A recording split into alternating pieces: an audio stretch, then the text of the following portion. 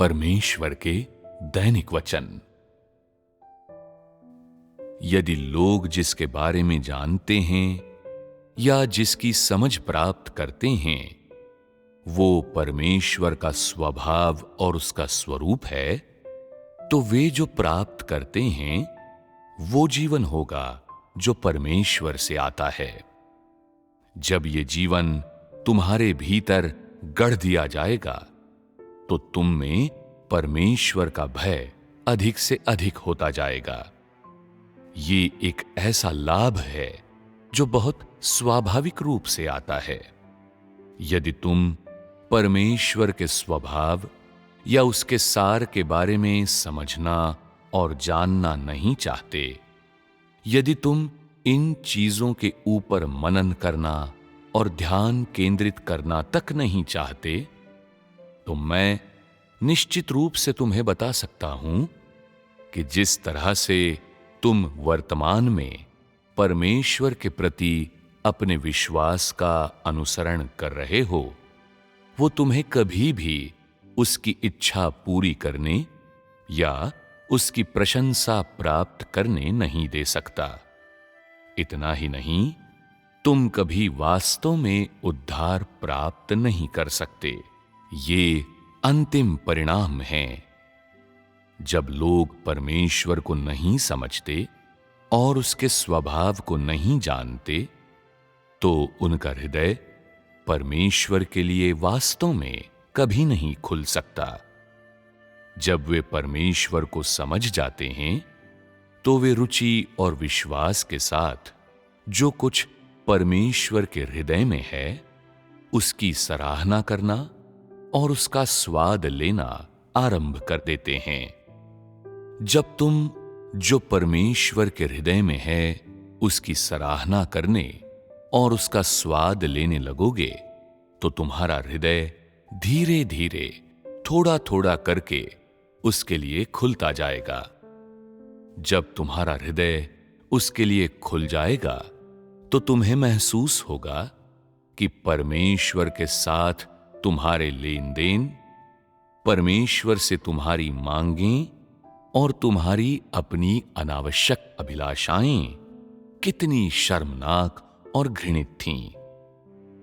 जब तुम्हारा हृदय वास्तव में परमेश्वर के लिए खुल जाएगा, तो तुम देखोगे कि उसका हृदय एक असीमित संसार है और तुम एक ऐसे क्षेत्र में प्रवेश करोगे जिसे तुमने पहले कभी अनुभव नहीं किया है।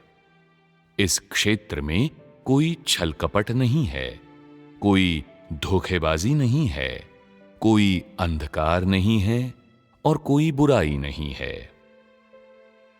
वहां केवल ईमानदारी और विश्वसनीयता है, केवल प्रकाश और सत्यपरायणता है, केवल धार्मिकता और दयालुता है।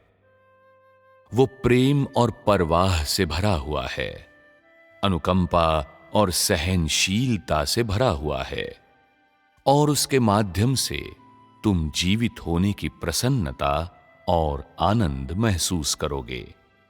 ये वे चीजें हैं जिन्हें परमेश्वर तुम्हारे लिए तब प्रकट करेगा जब तुम अपना हृदय उसके लिए खोलोगे।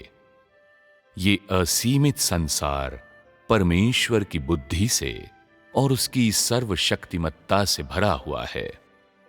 ये उसके प्रेम और अधिकार से भी भरा हुआ है।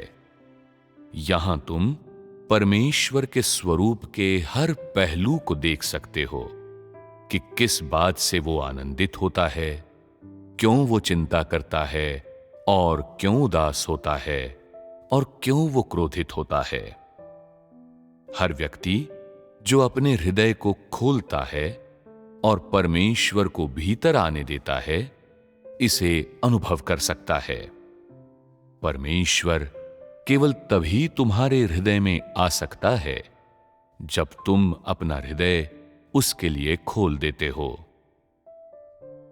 तुम केवल तभी परमेश्वर के स्वरूप को देख सकते हो, केवल तभी अपने लिए उसके इरादे देख सकते हो जब वो तुम्हारे हृदय के भीतर आ गया होता है। उस समय तुम्हें पता चलेगा कि परमेश्वर से संबंधित हर चीज कितनी बहुमूल्य है, कि उसका स्वरूप कितना संजो कर रखने लायक है। उसकी तुलना में तुम्हें घेरे रहने वाले लोग, तुम्हारे जीवन की वस्तुएं और घटनाएं, यहां तक कि तुम्हारे प्रियजन, तुम्हारा जीवन साथी और वे चीजें जिनसे तुम प्रेम करते हो, वे शायद ही उल्लेखनीय हों। वे इतने छोटे हैं और इतने निम्न हैं, तुम महसूस करोगे कि कोई भौतिक पदार्थ फिर कभी तुम्हें आकर्षित करने में सक्षम नहीं होगा, या कोई भौतिक पदार्थ तुम्हें फिर कभी अपने लिए कोई कीमत चुकाने हेतु फुसला नहीं सकेगा। परमेश्वर की विनम्रता में तुम उसकी महानता और उसकी सर्वोच्चता देखोगे। इसके अतिरिक्त परमेश्वर के कुछ कर्मों में, जिन्हें तुम पहले काफी छोटा समझते थे, तुम उसकी असीमित बुद्धि और उसकी सहनशीलता देखोगे, और तुम उसका धैर्य, उसकी सहनशीलता और अपने बारे में उसकी समझ देखोगे। ये तुम में उसके लिए श्रद्धा उत्पन्न करेगा। उस दिन तुम्हें लगेगा कि मानव जाति कितने गंदे संसार में रह रही है, कि तुम्हारे आसपास रहने वाले लोग और तुम्हारे जीवन में घटित होने वाली घटनाएं, यहां तक कि जिनसे तुम प्रेम करते हो, तुम्हारे प्रति उनका प्रेम और उनकी तथाकथित सुरक्षा या तुम्हारे लिए उनकी चिंता भी उल्लेखनीय तक नहीं है। केवल परमेश्वर ही तुम्हारा प्रिय है, और केवल परमेश्वर ही है जिसे तुम सबसे ज्यादा संजोते हो। जब वो दिन आएगा तो मैं मानता हूं कि कुछ लोग होंगे जो कहेंगे, परमेश्वर का प्रेम बहुत महान है और उसका सार बहुत पवित्र है। परमेश्वर में कोई धोखा नहीं है, कोई बुराई नहीं है, कोई ईर्ष्या नहीं है और कोई कलह नहीं है, बल्कि केवल धार्मिकता और प्रामाणिकता है। और मनुष्यों को परमेश्वर के स्वरूप की हर चीज की लालसा करनी चाहिए। मनुष्यों को उसके लिए प्रयास करना चाहिए और उसकी आकांक्षा करनी चाहिए। किस आधार पर मानव जाति की इसे प्राप्त करने की योग्यता निर्मित होती है? वो मनुष्यों की परमेश्वर के स्वभाव की समझ और उनकी परमेश्वर के सार की समझ के आधार पर निर्मित होती है।